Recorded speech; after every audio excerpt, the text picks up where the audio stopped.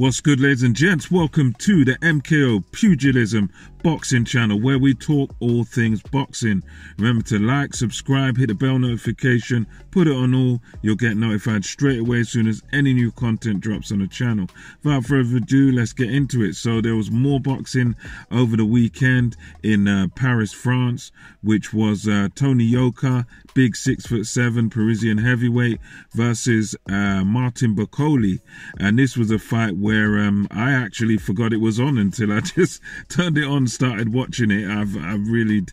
This was one that slipped under the radar for me, but it was an excellent display by Martin Bakolie, and I would say it was a little bit of an upset because going into this fight, you would think that, and I think most people did think that Tony Yoka, with his Olympic pedigree, Olympic amateur background, you would imagine that with his height, reach, he had the advantages going in against Bakolie. And the common thinking going into this fight was that we had Yoka would be a bit too quick and he would outbox Martin Bakolie. Martin Bakolie might be too slow or whatever. That was sort of the thinking going in for most pundits and most people who cover boxing. But it turned out to be the complete and utter opposite, as Bakolie just clubbed him and battered him for 10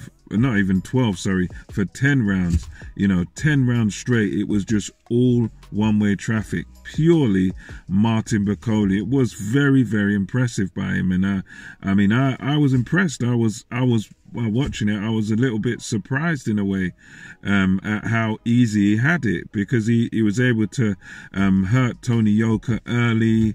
He done a lot of impressive stuff in there, did Martin Bakolie.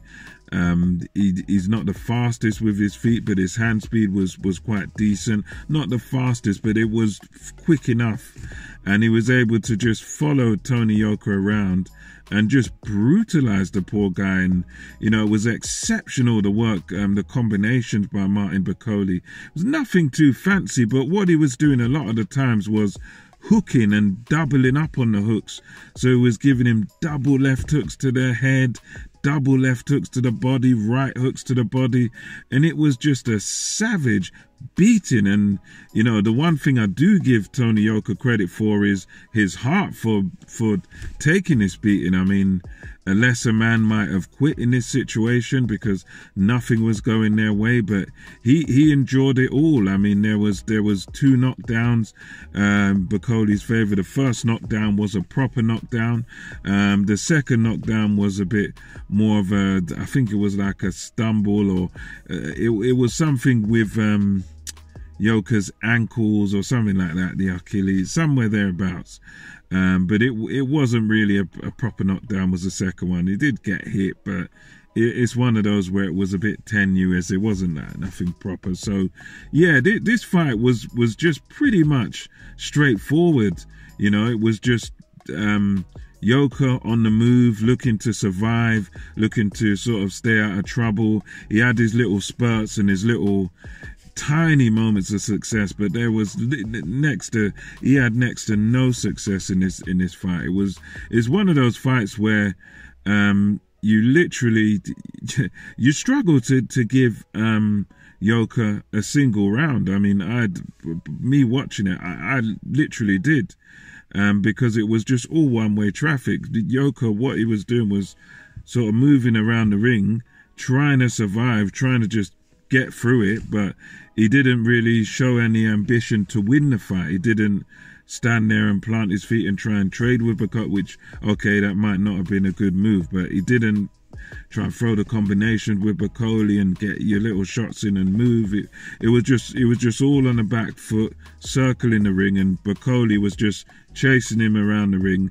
And in a sense, Bakolie was doing a bit of what I would call a bit of a George Foreman impression in there. Not as good as George Foreman, but a bit of a George Foreman impression, because it was just all these clubbing shots, just whoom, the left right hook, the left hook.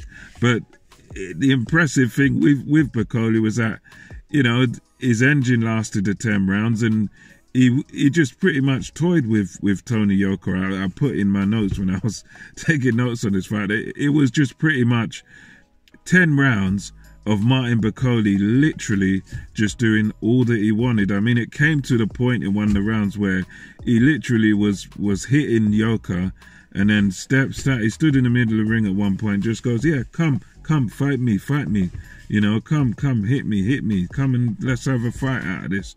And, you know, Yoka just wouldn't do it. He just wouldn't engage. So, yeah, it's straightforward, really. Just a 10-round beating by Martin Bakolie. It was all Martin Bakolie's way.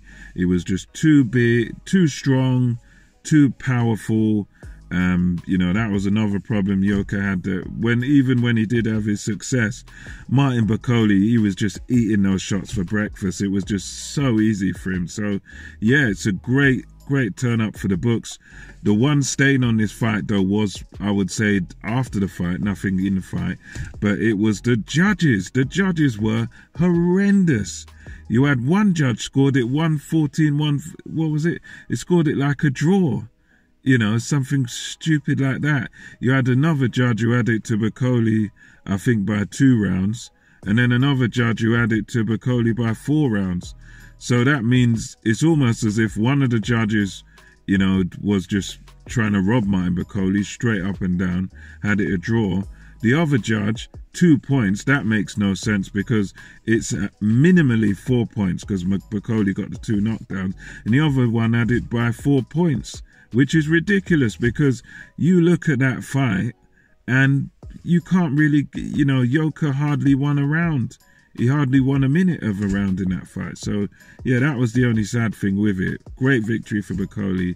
Crap judging, but overall, excellent performance by Martin Bakolie, who surely will move onwards and upwards. So let me know what you thought about that fight. Let me know what you think should be next for both guys. And until next time, this is MKO Pugilism, over and out.